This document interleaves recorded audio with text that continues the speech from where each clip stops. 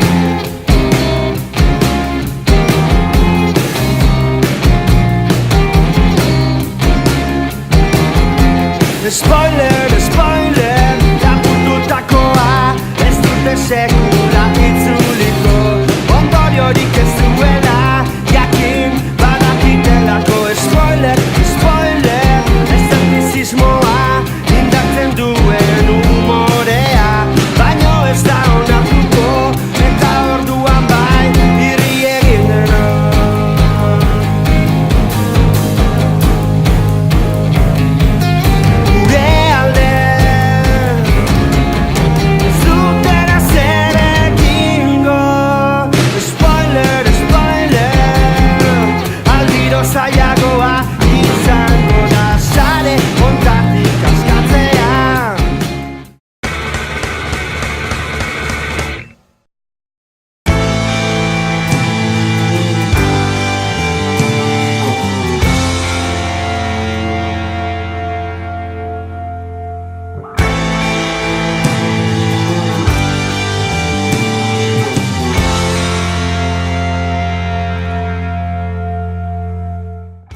Asier Beramendi musikari donostiarra ezkutatzen da iraulizen artistikoaren atzean.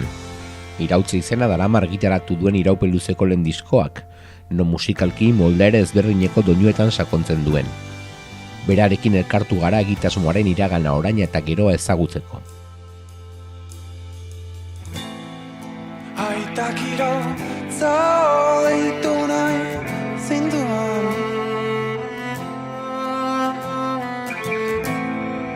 amak berriz, uda berri,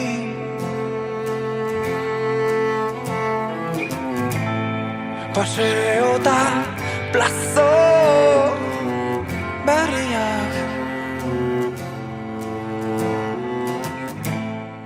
Arratsaldeon Asier, Eraul taldearen atzean ezkutatzen zaren musikaria o pertsona zara, Asier Beramendi, Eraul, Noiz hasten da Eraul, noiz hasten da Asier Beramendi?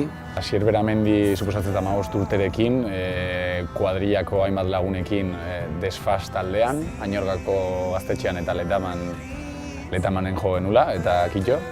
Eta Eraul proiektua zen gehien bat, nik unibertsitatean hasi nun zerbait Salamankan nengoela bizitzen. Eta han 21 urtekin, hasi nintzen pixka eta bestiak idazten, eta hola, ja askoz folkaren barruan sartzen zianak, edo pixkat nik hildo hori jarraitu nahi nuen. Eta halaxe sortu zen, eta pixkat nire gauzak bakarrik egiteko gaitasunaren ondorioz, pixkat hasiera batean ni enpeinatu nintzen talde bat bilatzean, eta talde hori osatzean. Imaginatzen du, Desfaz taldeko musikaren alderatuta, oso diferentea da gaur egun jorratzen duzuna, ez? Nondik nora doa Eraulen musika unibertso hori? Egia esan oso bariatua da eta pixkat gauza ezberdin asko aurkitu daitezke.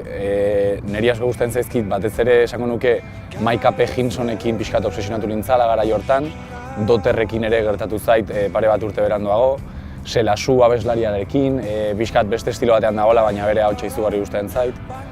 Eta Mumford & Sons, Noah and the Whale, pixkat oso britisha eta oso estatubatuarra ere nahiko yankee.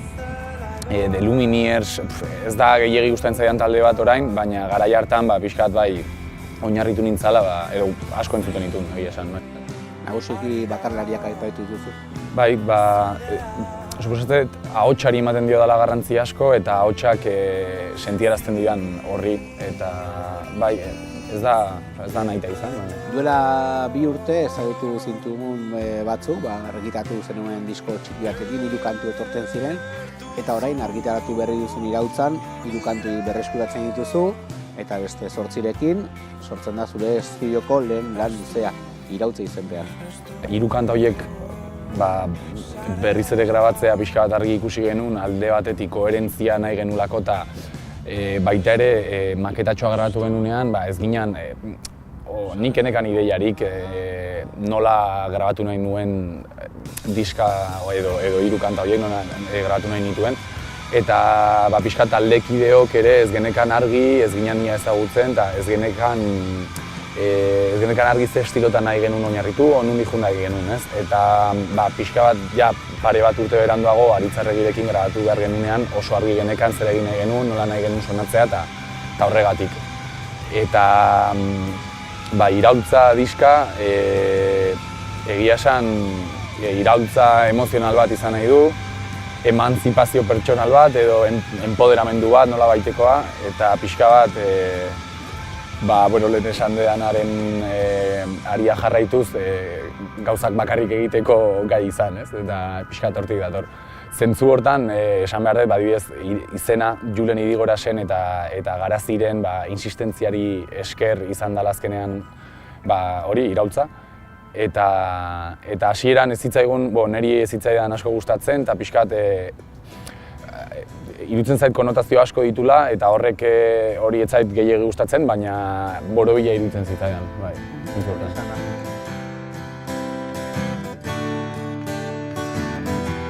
When I was young, that time when we met,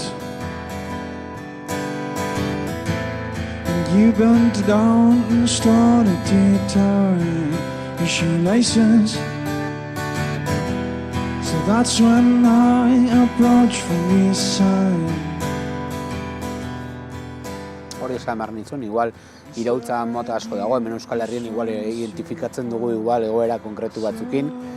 Hala ere, zuretzako Iraultza aipatu duzu pixka, baina igual sakondu horretan zer da zuretzako Iraultza? Hori, empoderamendu bat, eta ne ustez oso ne lagun batek, ne kuadriako lagun batek seme bat eukizun, eta semea Iraultza deitu nahizun. Nik uste nun militantziagatik deitu nahizula Iraultza, eta esan zuen ezetz, gau batean esan zuen, kontatu zuen, zala bere eta bere bikotekidearen bizitza aldatuko zalako, ez? Eta Iraultza bat izango zalako haien bizitzan. Eta hain polita iruditu zitzaidan hori, kanta bat idatzi nion Aimarri, azkenean haien semeari, eta ondorioz, haiek haien bizitzan iraultza bat eduki behar zuten moduan, nik nire bizitzan iraultza bat nahi dudalako, horrexegatik.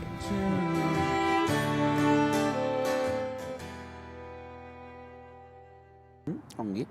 Musikalki aipatuz, disko oso bariatua dela esango nuke, pasarte lasaia daude, folkiak, indie giroak ere badira, beste batzutan ere azkartzen dituzu ritmoak, eta gainera, beste momentu batzutan, segulako indar erakustalditxo bat ere badago, instrumentazio aldetik gora egiten duelako diskoa, baina horrengo kanta berriz ere, joaten da bere bidetik, esango nuke, momentu oso ezberdinak topatu ditzazkegula disko berean.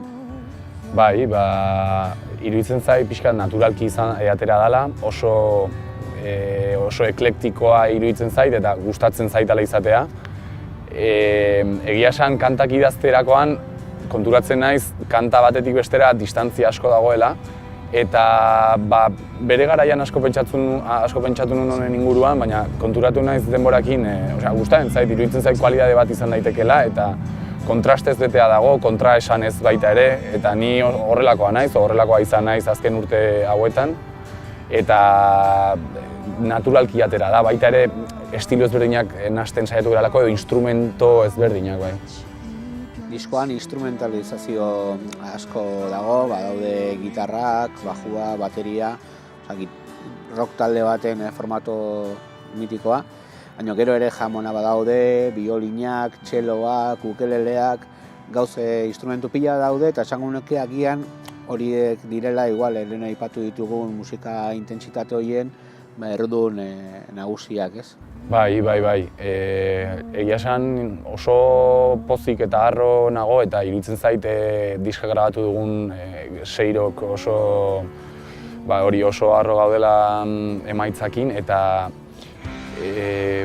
bai, nik argi eta garbi nekan adibidez txelo bat nahi nuela eta biolin bat nahi nuela eta bere garaian Julen Idigorasekin taldea osatzerakoan egia esan berak insistitu zian gehien bat esaten bateria bera jotzen zuen, baina bajoa behar genula eta teklatu bateria ondo legokeela eta gitarra elektrikoa ere eta iruditzen zait pixka bat arregloak eta guzti hori aukeratzeko orduan nik nekan azken hitza eta kantuak nik eginak nituen aurretik, baina iruditzen zait izaeraz bete dutela diska eraul orain arte osatu duten sei horiek eta ni oso pozik nago kontraste horrekin eta pixkat nasketa horrekin. Imaginatzen dut kantuak zure etxeko egon gelan egingo dituzula gitarra eskuan, gero txeu lokalean, aipatu duzun bezala taldekideekin forma hartzen doaz, talde banda forma hartzen doaz. Hala ere, zuzenekoetan ere, era ezberdinetan taulartzen zara, zu bakarrik, hiruko formatuan ere aize sekzioarekin, zu bakarrik, hiruko formatuan ere kordako sekzioarekin, eta banda bezala 6 lagun ere oholtza gainean. Kantuak nola mantentzen dira formatuak oitzean, esan nahi dut. Formato txikienean, zu bakarrik, formatu bilduzenean, tartekoa eta gero formatu handian, banda handiarekin. Egia esan, suposatzet, ahotsak dakala protagonismo gehien,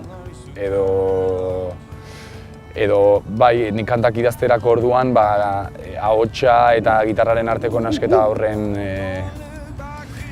produktua gustatzen zait, edo hortik suertatzen dana. Eta niri asko kostatu zait pixka bat sinistea niregan bakarrik taularatzen naizenean, baina bai nire taldekidei kasu eginik eta nire inguruan ekan jendeari entzuten, azkenean ja pixka bat konbentzitu naute eta orain gogoz jotzet bakarrik eta iruditzen zait pixka bat hor dagoela, ez dakala indar berdina noski, iruditzen zait askoz intimoago gehatzen dela, askoz kutxunago bezala, eta nik neuk faltan botatzen dut indar hori askotan, gustatzen zaidalako zuk esan duzen bezala diskak dakan soinu guzti hori, baina ere iruditzen zait pixka bat eraul gitarra eta hotsaren arteko joku hori dela gehien bat, beste ezer baino gehiago. Aipatu duzu eta nik ere sumatu dute diskoan, ahotsekin egin duzun esfortzua, egin duzun lanketa, disko oso antzean bai zureak, eta bai azpi hotxetan, eta batez ere igual izan dituzun lankidetzen artean, bai Zaro, bai Olatz eta bestelakoak ere, ahotsak eta azpi ahotsetan nahiko denbora eman duzuela horrekin estudioan imaginatzen dutez. Ba ez dakite oso ondo zer esan. Iruditzen zait agian ez nik asko kantatu ditudala abestiak eta ja oso ideia argi batekin jo nintzala area. Behin ahotsak grabatu nitunean, lehen ahotsak Aritzek esan zian asko kantatu dituzu abesti hauek, ez? Eta nik uste jo nintzala eta netzat hau oso intimoa denez, oso era katarkikoan egiten dut eta oso era pixka bat terapeutikoan ere, ez? Orduan niretzat jutearea eta bestea goza bat izan zen. Eta ni pertsonalkien nintzen gehiagi preokupatu ahotsa zein zan, zein izan barzan ahotsaren marra hori, ez? Gehiago neon momentuan disfrutatzea eta ahotsa egitea eta kitxo. Gero adibidez, azpiko ahotsen lana gehien bat Julen Idigolasena da, nahi izugarri gustatzen zain nola egiten ditun berak koroak. Eta gero bai egia esan Olatz eta Izarorekin eta Lide Arroiorekin ere, kriston zortea izan da, zen oso errex indute dana, indegu dena. Segituan haiek proposatu dutena gustatu zaigu eta oso argi ikusi dugu dana, ez? Eta bai, egon da, nik uste adibidez hor Aritzek oso ondo zuzendu nahuela eta oso ondo grabatzerako orduan, ez? Eta baita ere adibidez Garazik gero nasketetan eta hola batzutan ahotsa zuzentzerako orduan esateko hau berez horrela egiten zenun eta hola ez, eta agian batzutan ni baino hobeto goratzen zian ahotsaz. Eta hori egia da bai. Ongi, dagoeneko egin duzu diskoaren aurkezpen ofiziala, Donostiko Labada Aretoan izan zen azaroaren hasieran, zer oroitzapen dituzu egun horretaz?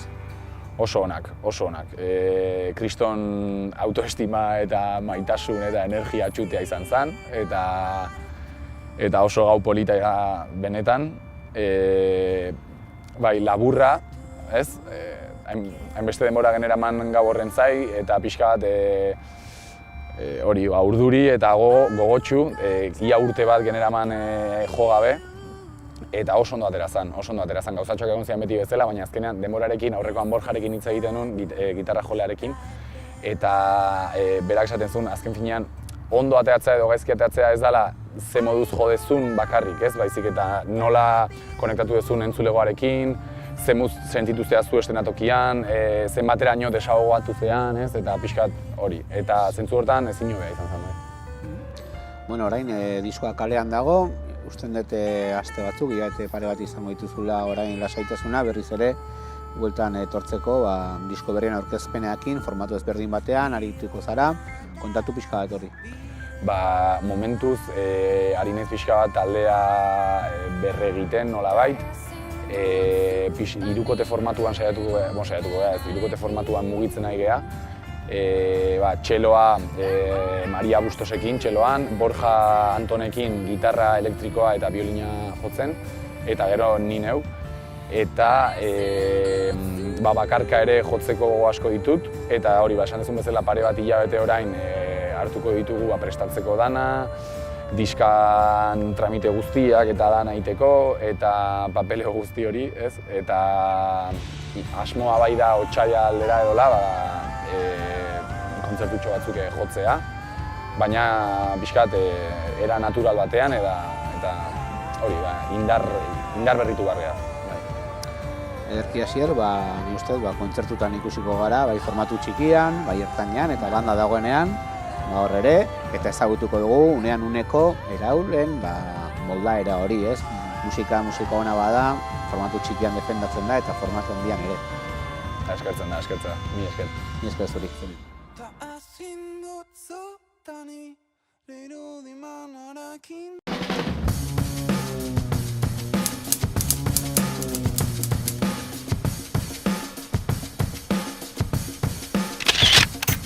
Musika talde bat, niretzat txikitatik eta betidanik izan da berezia Iron Maiden, ez? Zen lehenengo taldea ezagutu nola pixkat rock munduan, eta betira bezango da. Bueno, asko daude ez, baina bat esateko, esango nuke igual, Sepulturaren Araiz. Izan zen lehenengo kaseta erosi nuena, eta oroitzapen on asko gartzen dizkit, orduan horrekin gertuko naiz. Orain estilo pixkat aldatzen ez, Olimpiaua, erratzi dena bestia, niretzako oso berezia da baita, ez, oroitzapenak hartzen dizkit nire lehen taldea osatu genuenean, ez, kontrafeka taldea, garai hartan askontzatu genuen diska hori, justo atera berri zegoen, da orduan, oroitzapen asko hartzen dizkit, horregatik aukeratzen dut, hori, Olimpiaua. Bueno, letra asko daude honak, ez, batez ere, euskal taldeetan, ez, o estatuko taldeetan, identifikatzen garenak, ez, baina, bueno, ni gogotan asko dut, Lapoiaren Europa, ez. Batez ere olain, dagoen egora ikusten, ez, gogor gartzen dizkit, horrelako gauza.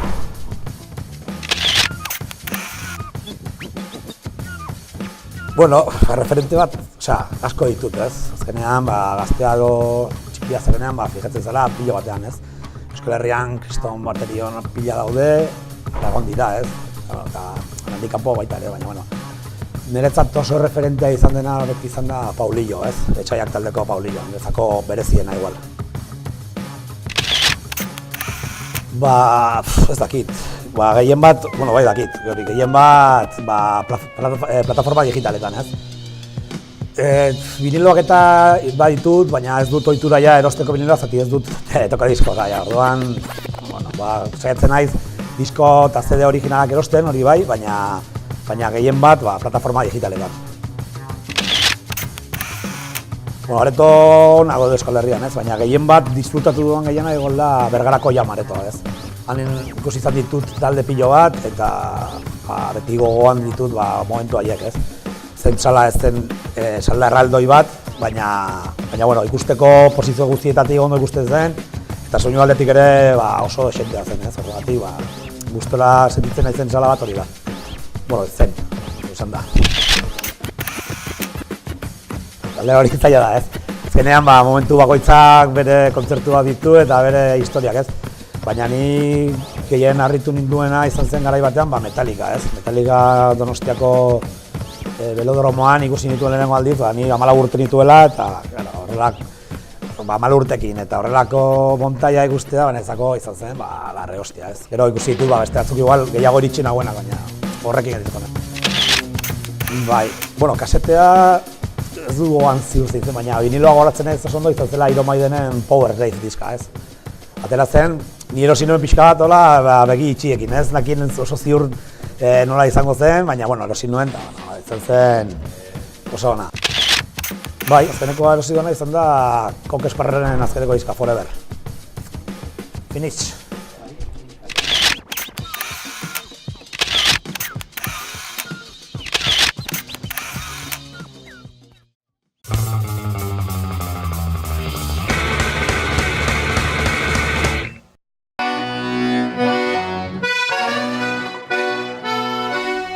Urtarrilaren 14ean, igande arratse, Zama Doinu Zarindu jaialdiaren 3. edizioa ospatuko da Etxarri Aranaz herriko kulturetxean.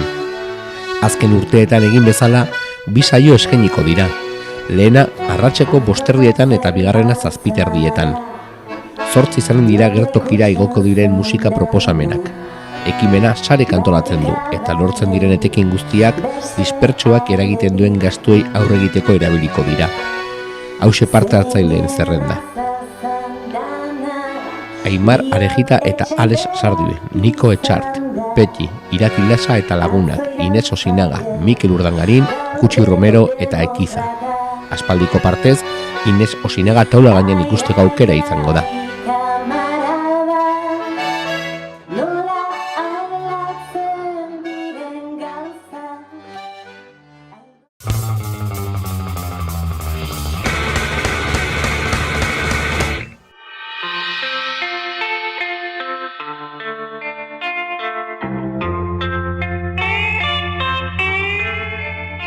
Madrigo Fredonia musika taldea gureri izango da asteburuan.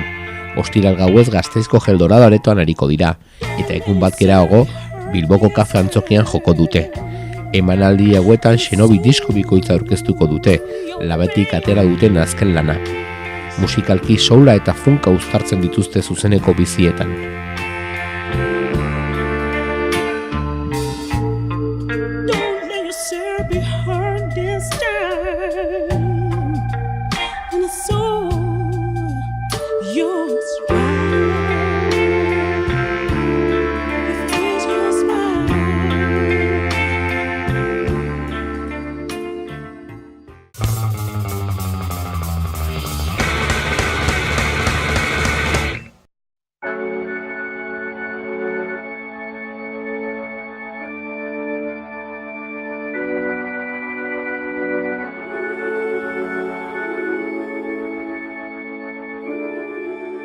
Martxan da Amurrioko Burubio Kultura Elkartearen musikan denboraldia. Urtarriaren 12an Mize eta Libe ariko dira zuzenean, argitaratu dituzten disko berriak aurkezten. Mizek bakarkako lehen diskoa kaleratu du autokoizpen bidez. Libek berriz ilargi erori da disko argitaratu du Bonberenea ekintzak zigilaren babesean. Bertatik atera dugu honako bideoklipa.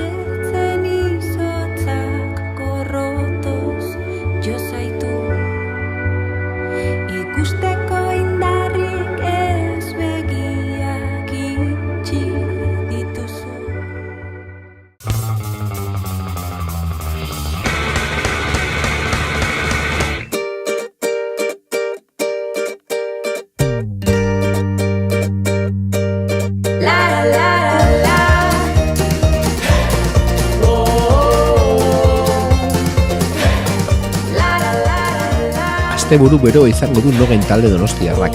Disko txiki batekin hautsak arrotu dituzte eta zuzeneko emanaldietan murgilduak dira egun. Ostiral gabe Zandoingo Gaztetxean ariko dira zuzenean, Apalatxerekin batera. Larun batean berriz, Azpeitiko San Agustin kulturgenean joko dute. Honakoan Anita Parker izango dute agertokian lagun.